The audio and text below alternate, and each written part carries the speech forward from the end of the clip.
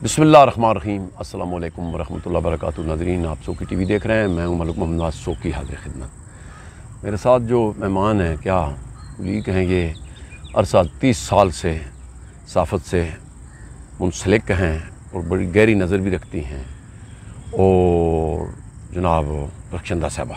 अस्सलाम वालेकुम जी। वालेकुम अस्सलाम। बहुत शुक्रिया। अल्लाह जी का शुक्र है। की हाल चाल है? अल्हम्दुलिल्लाह ठीक।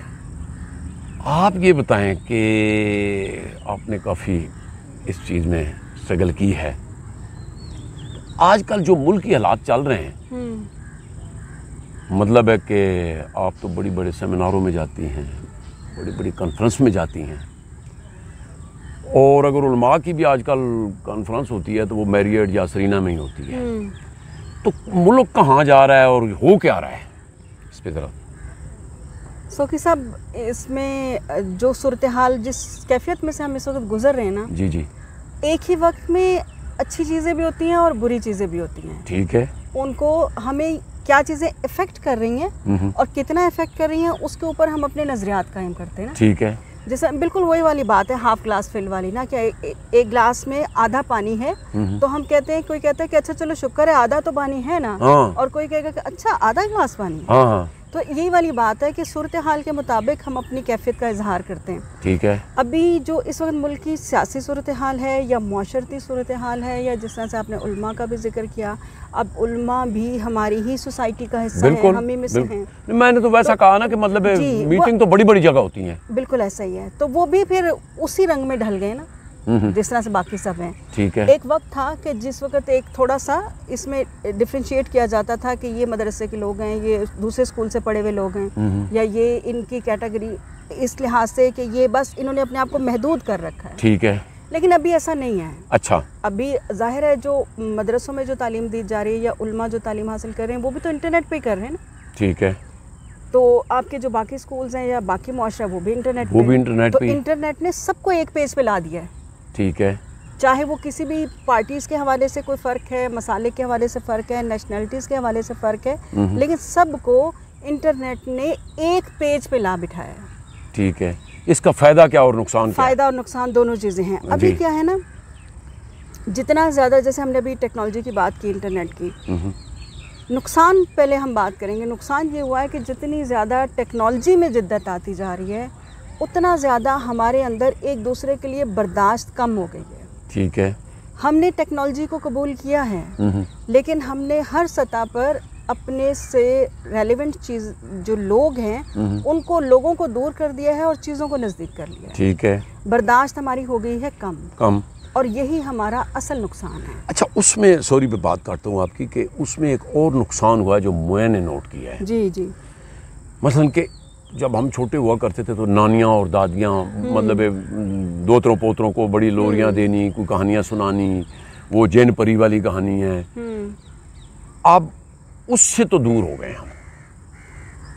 आपने नोट किया कभी? बुरा मत मनाइएगा, अब आपने ये बात कह दी तो मुझे याद आ गया, पहले दादियाँ नानियाँ कहानियाँ सुनाती होती थी कि जिन है, परी है।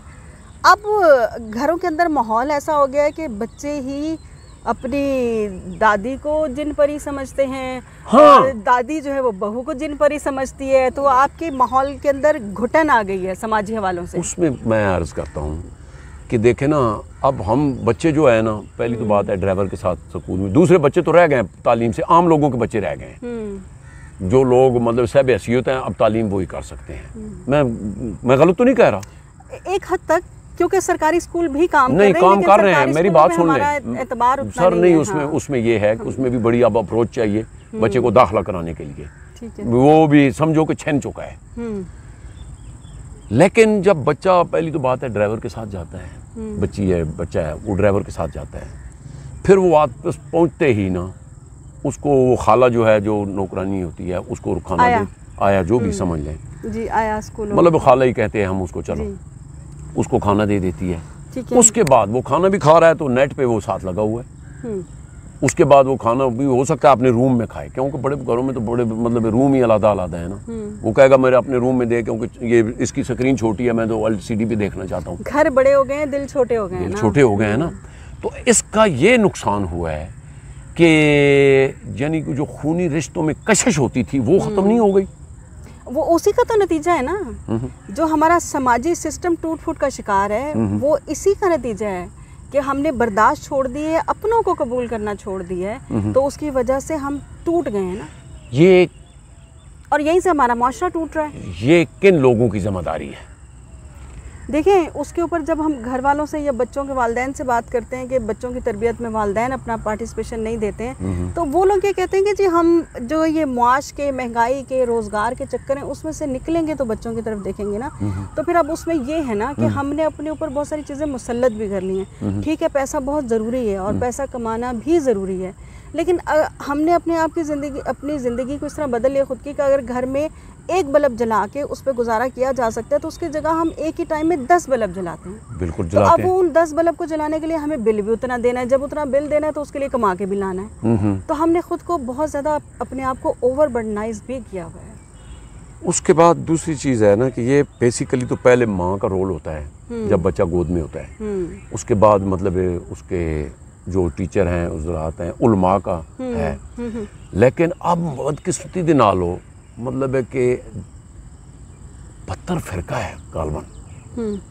मतलब एक कोई अपनी बताता है कि ये है, कोई अपना बताता है ये है, कोई अपना बताता है ये। अब इसमें जो नेट पे भी चल रहा है, इसमें भी ज़हन मेरे ख्याल में बंट नहीं चुका। देखिए, आपने इंटरनेट की जो बात की है उसको वेरीफाई कौन करेगा? अगर हर बंदा इंटरनेट पे आके उसको अब इल्मी हवाले से भी या उसको हम फ़िक़ही हवाले से भी कोई भी चीज़ अपलोड कर रहे हैं, उसको वेरीफाई कौन करेगा कि इस बंदे ने जो ये बात की है ये मुसद्दिका है या नहीं है? क्या बात है, मतलब है कि ये इस पे चेक एंड बैलेंस कोई नहीं रहा। अब हमारा बच्चा 15 साल का बच्चा है, 10 साल का बच्चा है, 14 साल का बच्चा है, वो किसी आलिम से, किसी फाजिल से सो कॉल्ड कि अगर, क्योंकि अब तो हर बंदा अपनी बात खुद कर रहा है ना, तो उससे अगर वो एक बात सुन रहा है तो उसके पास कोई ऐसी ऑथेंटिक चीज़ नहीं है जहाँ से वो देख सके कि आया इस बंदे ने जो बात की है वो ठीक की है कि नहीं की। वो कहाँ से जाके पता करे उसका? तो ये रियासत का काम है कि इन चीज़ों पे भी चेक एंड बैलेंस रखे। बिल्कुल रखे।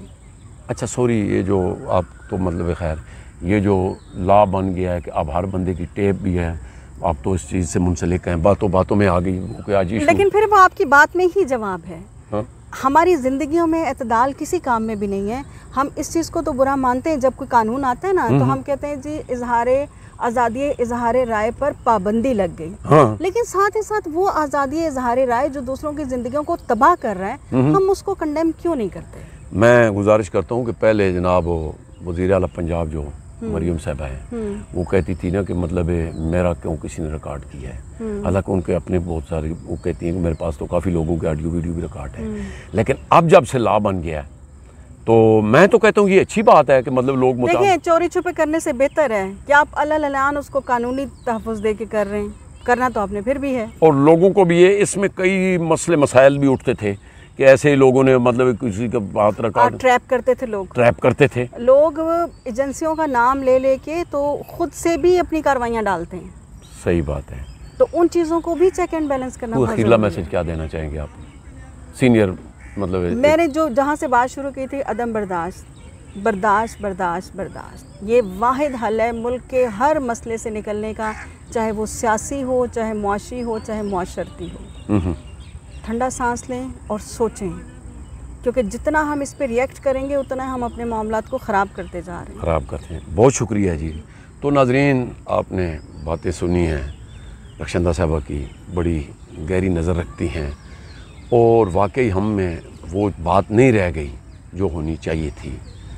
मतलब है कि वो प्यार नहीं रहे, वो रिश्ते पता नहीं कहाँ हो गए हैं, बस मसनूई से रह गए हैं। बात जिससे पूछो, अगर इधर से आप जाते हुए पूछे ना कि भाई ज़रा टाइम बता दें, कहता है मैं जल्दी में, मेरे पास टाइम ही नहीं है, मेरे पास टाइम नहीं है। भाई इतना तो आपने करना है, या मोबाइल को, या घड़ियाँ तो खैर ख़त्म हो गई, टाइम बताने का टाइम नहीं है। तो नाज़रीन, इसी के साथ नेक दुआओं के साथ हमें दीजिए इजाज़त। अपना बहुत ख्याल रखना। अल्लाह सोने दे वाले। अल्लाह हाफ़िज़।